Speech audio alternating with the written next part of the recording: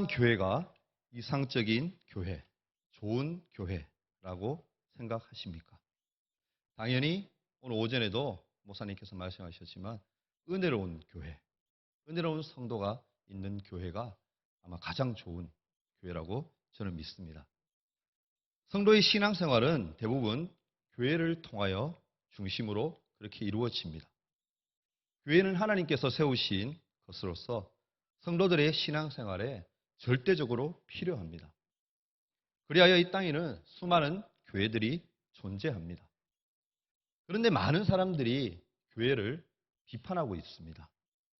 물론 교회를 비판하는 상당수의 사람들이 기독교를 믿지 않는 그런 사람들이지만 우리는 그들의 말 가운데 귀담아 듣고 또한 수용해야 할 것들도 있음을 분명히 알아야 합니다.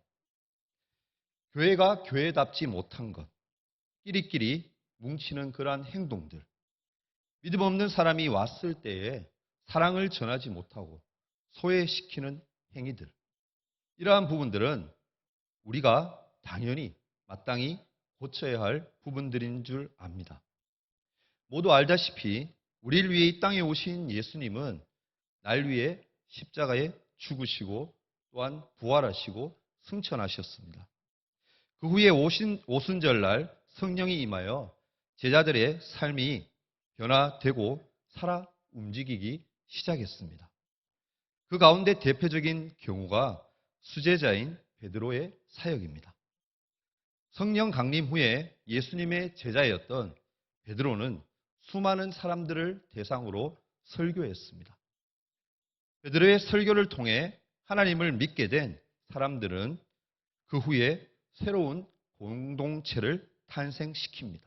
이것이 바로 우리가 알고 있는 초대교회입니다. 초대교회의 모습은 오늘날 이 시대에 교회들이 반드시 본받아야 할 이상적인 모델로서 성경은 제시하고 있습니다. 오늘 말씀에서 우리에게 어떠한 교훈을 주시는지 이 시간 함께 살펴보도록 하겠습니다. 첫째로 초대교회는 기사와 표적이 많이 나타나는 그러한 교회였습니다. 43절에 보면 사람마다 두려워하는데 사도들로 말미암아 기사와 표적이 많이 나타나니라고 했습니다. 이 당시의 초대교회는 사도들로 인하여 기사와 표적이 많이 나타나서 많은 사람들이 하나님을 두려워했습니다. 기사와 표적이 나타난다라는 것은 하나님께서 그들과 제자들과 함께 하신다는 증거이기도 했습니다. 마가복음 16장 20절에 보면 제자들이 나가서 두루 전파할새 주께서 함께 역사하사 그 따르는 표적으로 말씀을 확실히 증언하시니라라고 했습니다. 그러니까 무슨 말입니까? 제자들이 복음을 증거하는데 성령의 역사가 기적이 함께 나타났더라는 겁니다. 이러한 일들을 통해서 하나님을 알지 못하던 그러한 사람들이 하나님을 섬기게 되었습니다. 간혹 어떤 사람들은 기사와 표적이 일어나는 것을 신비주의다라는 등 잘못된 것으로 생각하고 멀리하는 것을 봅니다. 그런데 이것은 상당히 잘못된 생각입니다.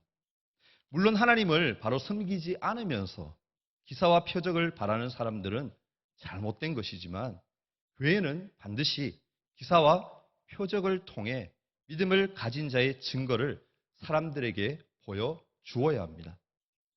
오늘날도 이러한 하나님의 약속은 조금도 변함이 없습니다. 그러면 도대체 무엇이 문제입니까? 지금은 왜 이런 놀라운 일들이 잘 일어나지 않을까요? 문제는 바로 믿음입니다.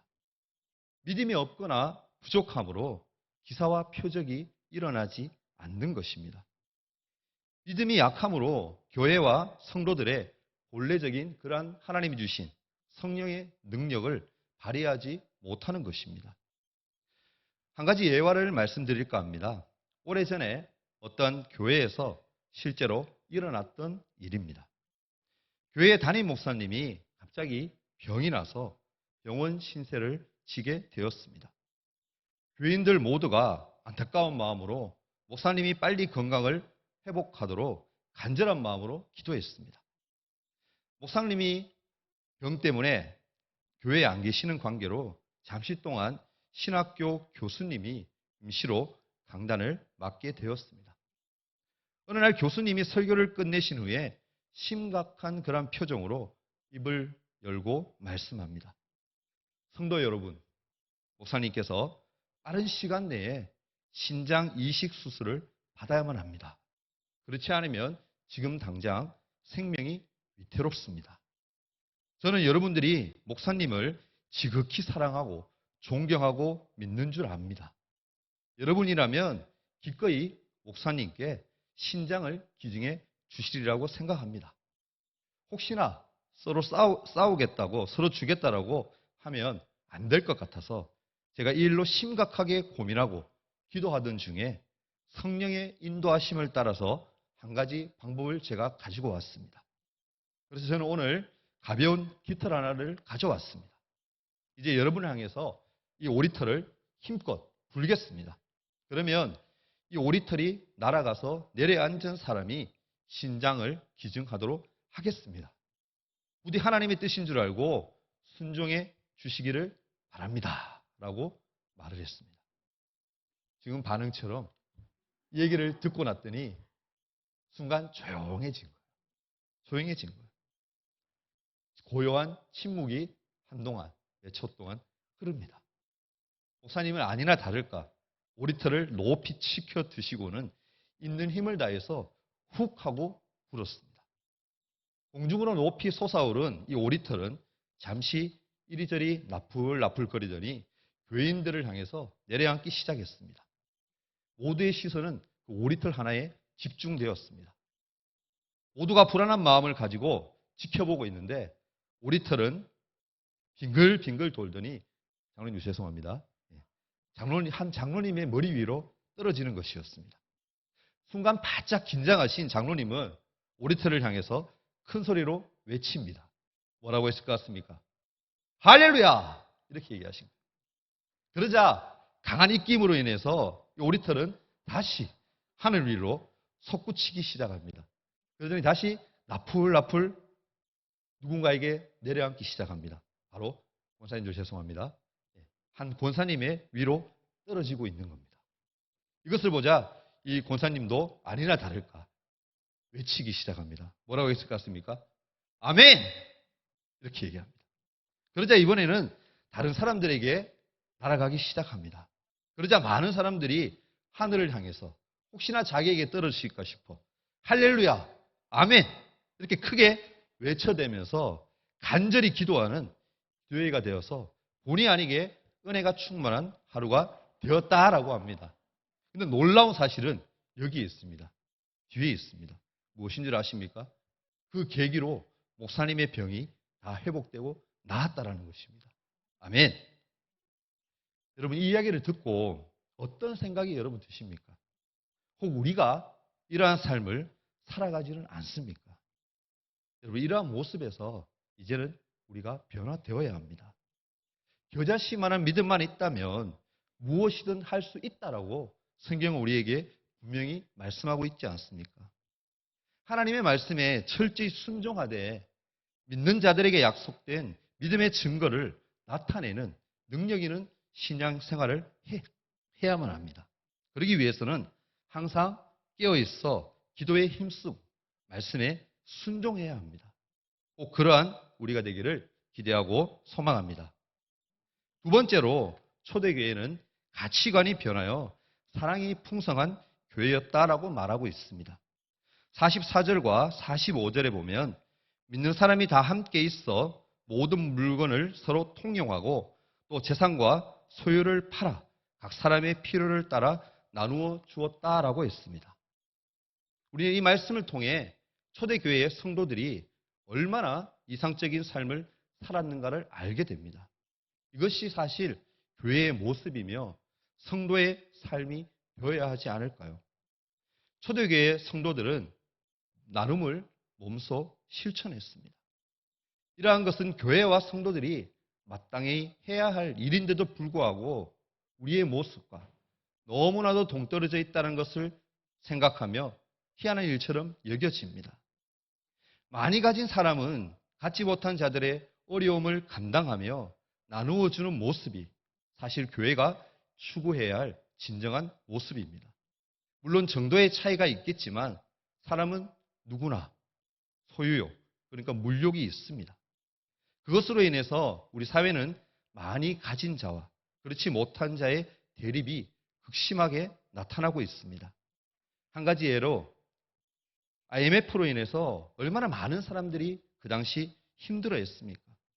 그 여파로 사실 지금도 빈부격차가 얼마나 심각한가요? 교회는 성령으로 가치관이 변하여 사랑이 풍성한 그러한 곳이 되어야 합니다. 어쩌면 오늘날의 교회들이 초대교회처럼 할 수는 없으리라고 생각합니다. 하지만 그 정신만큼은 반드시 그대로 물려받아야 합니다. 교회의 의무 가운데 하나가 가난하고 어려운 사람들에게 나누어 주는 일입니다. 나눔을 실천하는 일입니다. 구제는 경건의 본질이다라고 야고보서 1장 27절에도 말씀하고 있지 않습니까? 그런데 오늘날 교회들을 보면 세상 종교보다도 더 구제하는 일들을 소홀히 합니다. 불교나 다른 타 종교들은 학교나 또한 병원 등 복지시설에 굉장히 많은 신경을 쓰고 투자를 합니다. 그런데 정작 구제하는 일에 발벗고 나서야 할 교회들은 침묵을 지키는 것을 많이 봅니다. 이러한 것을 볼 때 참 마음이 아픕니다. 이제는 변해야 됩니다. 하나님의 뜻을 쫓아 우리부터 마음가짐을 새롭게 했으면 좋겠습니다. 여러분, 당장 우리가 할 수 있는 것이 무엇일까요? 우리 주위를 돌아보는 일들이 가장 시급한 그런 문제가 아닐까요? 그런 긍휼의 마음으로 살아가는 저와 여러분 되기를 소망합니다. 세 번째로 초대교회는 예배와 교제가 살아있는 교회였다라고 성경은 말합니다. 한마디로 뭡니까? 은혜로운 교회였다라는 겁니다. 46절과 47절 말씀을 보면 날마다 마음을 같이하여 성전에 모이기를 힘쓰고 집에서 떡을 떼며 기쁨과 순전한 마음으로 음식을 먹고 하나님을 찬미하며 또 온 백성에게 칭송을 받으니 주께서 구원받는 사람을 날마다 더하게 하시니라라고 했습니다. 말씀을 통해서 알 수 있듯이 초대교회의 성도들은 한 마음이 되어 하나님의 성전에 모이기를 힘썼습니다. 그리고 마음과 정성을 다해 영과 진리로 예배를 드리며 성도들의 교제가 살아 있었습니다. 이러한 모습들이 은혜로운 성도들의 모습이라고 저는 생각되어집니다. 그들의 이러한 모습은 모든 사람들에게 칭송을 받게 되어 예수님을 믿지 않던 사람들이 예수님을 영접하고 성도의 삶을 살겠다라고 교회에 나오게 되었다라는 겁니다. 이렇듯 예배와 교제가 살아있는 교회는 많은 사람들에게 칭송을 받게 되어 있습니다. 그렇게 되면 교회의 부흥은 당연히 따라오는 겁니다. 오늘날 많은 사람들이 교회에서 예배는 드립니다. 그런데 보면 마음의 기쁨이 별로 없습니다. 하나님을 찬양하되 마음에서 우러나오기보다는 무의미하게 입술로만 움직이고 고백하는 것을 봅니다. 성도들의 교제 또한 차갑기 그지없는 모습을 많이 봅니다. 인사도 그냥 건성으로 할 때가 얼마나 많이 있습니까? 예배와 교제가 살아있는 교회로 만들기 위해서는 하나님 앞에 우리 자신을 내어놓고 기도하며 구해야 합니다. 잘못된 우리의 모습들을 발견하여서 과감하게 제거해야만 합니다. 변화하기 위해 노력하며 다른 안 믿는 자들이 우리를 보면 은혜롭다는 말이 나오도록 만들어 가야만 합니다. 미국의 한 교회로 어떤 크리스찬이 그리스도인이 출장을 가게 되었습니다. 주일이 되자 그는 교회를 가기 위해 나섰습니다. 택시를 타게 된 이 남자는 기사에게 여기서 가장 은혜스럽고 좋은 교회로 안내해 줄 것을 부탁했습니다. 그러자 이 택시 운전수는 한참을 고민한 끝에 가까운 곳에 교회들이 많이 있음에도 불구하고 한참 멀리 떨어진 외진 곳에 있는 외곽에 있는 교회로 안내했습니다. 그러자 이 남자는 속으로 생각하기를 요금을 더 받아내기 위해서 그러는구나라고 생각하면서 차에서 내릴 때 그래도 좀 찝찝한 마음에 물었습니다. 아니, 지금까지 여기 교회까지 오는 동안, 지나쳐 오는 동안에 얼마나 많은 교회가 있었는데 불구하고 왜 이 멀리까지 왔습니까? 라고 물었습니다. 그러자 이 택시 운전수가 말하기를 이렇게 얘기합니다. 내가 지금까지 이곳에서 몇십 년 동안이나 택시 운전을 해왔지만 다른 도시에 있던 교회 사람은 예배가 끝난 후에 나오는 표정들이 모두 너무 굳어있고 인상을 쓰고 있었습니다. 그러니까 예배 드리고 나오는 모습들이 전혀 행복해 보이지 않았습니다. 그렇지만 오늘 이곳에 온 이유는 이곳의 교인들은 예배가 끝나고 나오는 모습들이 모두 천사와 같고 환한 미소를 머금고 있는 것을 나는 보았습니다. 그래서 이곳이 먼 것인 줄 알지만 이곳이 좋은 교회인 것 같아서 이곳까지 당신을 데려왔습니다. 라고 얘기해 주었습니다. 여러분, 우리도 이러한 교회가 되어야 하지 않을까요? 구미 지역에도 사실 얼마나 많은 교회가 있습니까? 이런 교회가 있지만 우리 교회만 오면 우리 모두 이러한 기쁨을 누리도록 우리 모두가 노력하고 수고해야 할 것 같습니다. 오늘날 교회와 예수님 당시의 초대교회를 비교한다면 시대적 여건들이 많이 다릅니다. 그런데 중요한 것은 오늘날 교회들이 더 많이 변질되었다라는 것은 엄연한 현실입니다. 우리 교회를 비롯해서 많은 이 땅의 교회들이 바른 길로 가기 위해서는 그리스도인들의 노력과 기도와 헌신이 있어야 합니다. 초대교회가 많은 사람들로부터 칭송을 받고 열심을 품었던 것처럼 우리 교회도 우리 모두의 노력으로 변화되고 부흥되어서 하나님께 칭찬 듣는 그런 교회가 되었으면 합니다. 저는 교회가 가져야 할 본질, 그 본질만큼은 제대로 놓치지 않고 지키고 나아갔으면 좋겠습니다.